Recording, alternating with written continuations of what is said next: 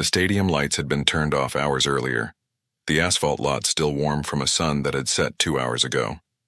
The custodian made his rounds in a practiced loop, keys clinking softly as he moved between the bleachers, the concession stand, and the dumpster area. He had worked nights at the high school for 7 years, and most nights were routine.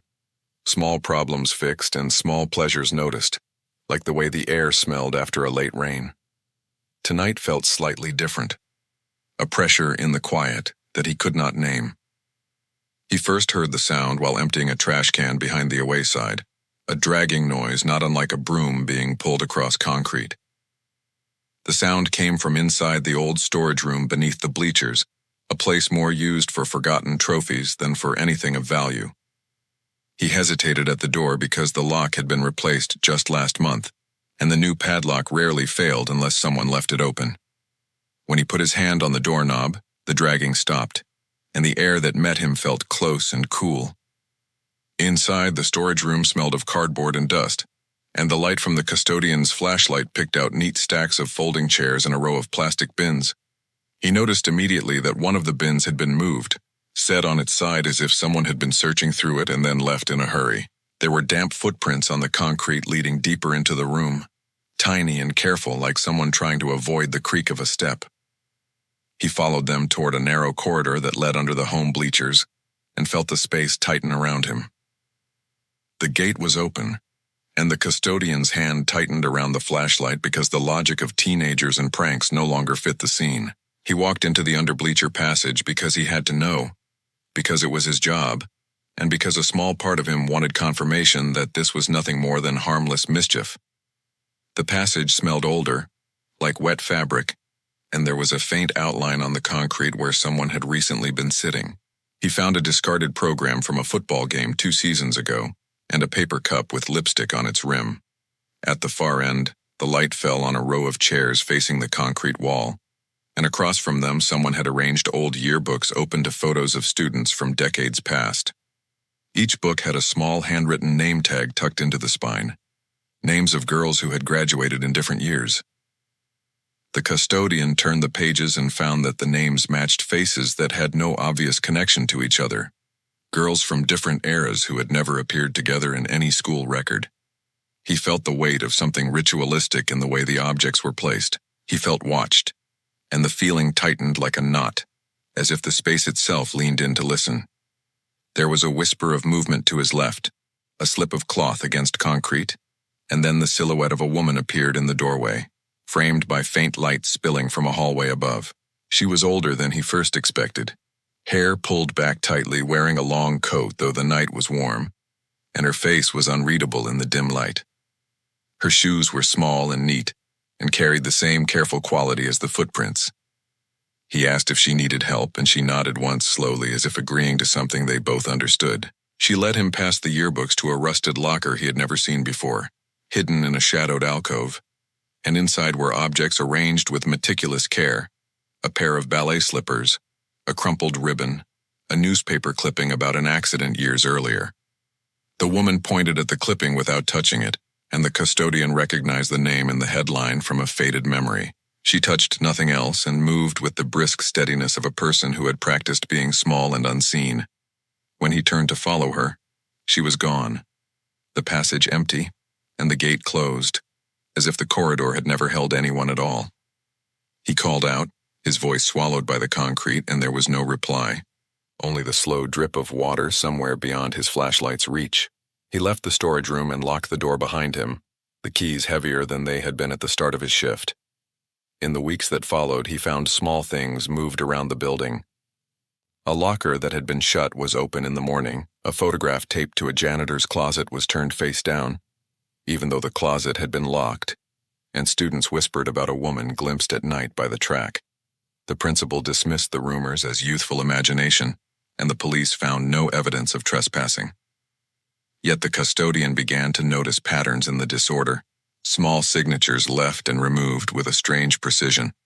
He found a scrap of paper beneath the home bleachers one evening with a list of names he recognized, and at the bottom a new name he did not know with a date next month. He folded the paper into his pocket and left the stadium with a new kind of attention, because some rituals, he realized, required only observant silence to continue. The rows of yearbooks remained, and every now and then a fresh tag would appear tucked into a spine, written in the same careful hand. He started to check the passage on every round, keys heavy and senses alert, and sometimes in the corner of his flashlight's reach, he thought he saw the outline of a coat moving away from him.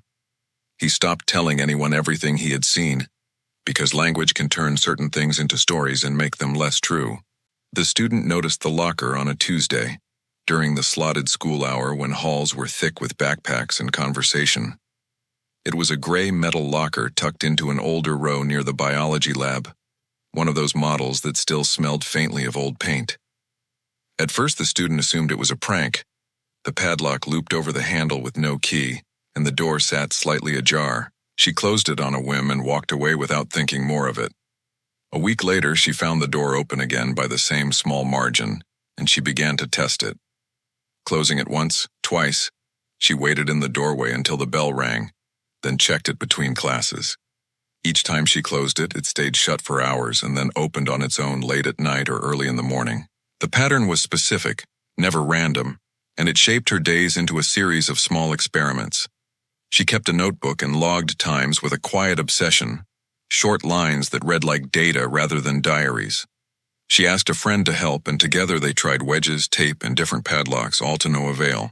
The padlocks were found hanging the next morning, their loops threaded neatly through the handle as if someone had unlocked the door with care.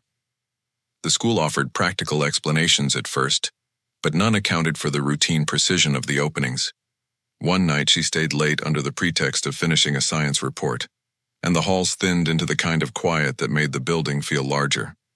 She closed the locker and watched it from across the corridor, the vending machines between her and the old row of metal.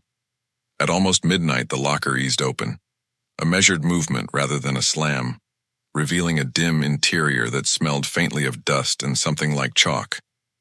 She leaned closer and saw a scrap of folded paper tucked into a corner and a small object arranged in the center, a shoelace coiled into a circle.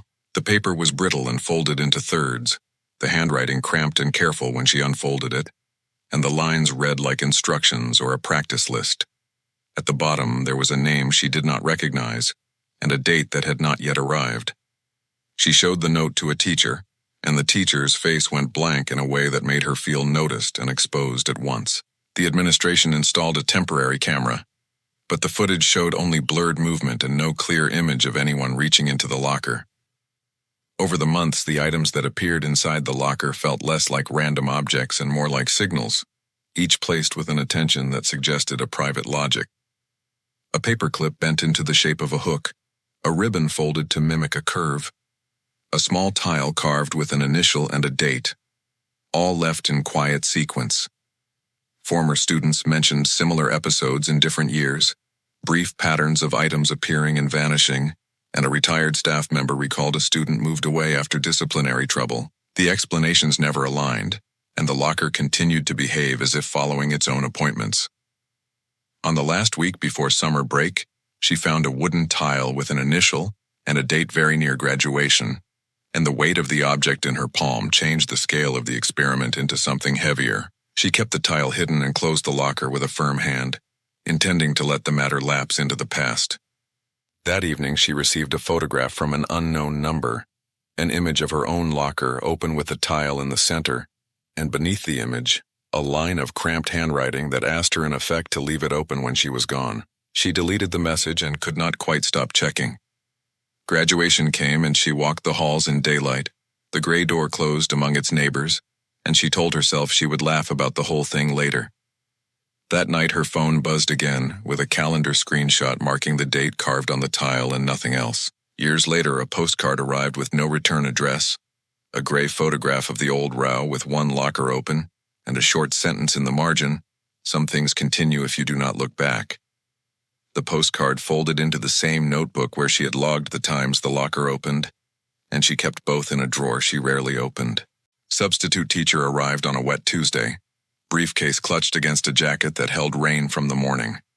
She had filled in for dozens of schools, and that numb confidence that comes from familiarity made her calm in a room full of adolescents. The students were polite, the lesson plan left by the regular teacher precise, and the attendance slate waited on the desk like an inventory to be checked. She took roll with practiced monotony and moved through names without looking up, marking present and absent the way she always did. It was only when she compared the roster later that she noticed an inconsistency, a blank where a name should have been. She cross-referenced the paper copy with the online attendance system on a classroom laptop and found the name missing from both, a seat left unaccounted for. The substitute assumed it was an omission, a student out for illness, and made a note to alert the office. The class carried on, folding a normal day into small tasks and the steady tick of a clock. A student mentioned the missing seat in casual conversation after class, describing a boy who had asked to borrow a pencil the week before, and then vanished, and the substitute realized with an odd prick of unease that the description matched an empty desk near the window. She checked the desk for personal marks and found a faint scuff on the underside and a pencil groove where someone might have rested an arm. After school, she called the front office to confirm absences, and the secretary's tone was courteous but distracted as she found no record matching that description. The substitute drove home thinking little of it until a parent called the next morning, and in the background a small voice could be heard asking if anyone had seen him. She returned to the school the following week to sub for the same teacher, and the room felt colder than it should for early autumn. She checked the roster again and found it unchanged, and students joked about secret classmates and invisible friends. The substitute played along to mask her concern, but she began to notice small anomalies, a pencil placed at the edge of a desk with no owner, a shoe mark beneath a chair as if someone had once shuffled feet while waiting. One afternoon she found a scrap of paper taped to the underside of a desktop, folded and old, the handwriting inside cramped and careful like a child's practice. The scrap listed rules and apologies, a handful of short lines that read like a confession, and the substitute took it to the guidance counselor who had worked at the school for nearly 20 years. The counselor checked archived attendance logs and yearbooks and found no trace of the name or the boy's description. They admitted to having records of students who had been moved, or families who had left suddenly, but nothing matched this case. The counselor's expression hardened in a way that suggested the absence was not merely administrative. Rumors gathered as the details filtered through parents, teachers, and alumni, and recollections slid together without firm dates or documents.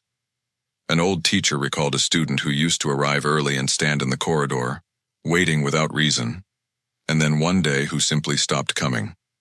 A photograph turned up behind a bulletin board, a school portrait with a smudged name tag, and a year rubbed thin beyond recognition, and when the principal saw it, he asked only to keep it for a while. He returned it later with no explanation, but with a request that the substitute not share the image widely. On her last day covering for that class, the substitute cataloged desks and walls with the care of someone packaging memory, and in a shallow groove under the windowsill she found a child's drawing folded into a square. The drawing showed a stick figure beside a building and a date in the corner that did not align neatly with the school's records. She carried the small paper in a notebook she kept for oddities, a habit begun at that school, and years later, when she returned for a reunion, she walked the hallways with an old friend. They stood by the classroom window and her friend smiled and said some students are like holes in a schedule, present in ways a register does not capture. And the substitute felt the hollow of that sentence long after the light moved on.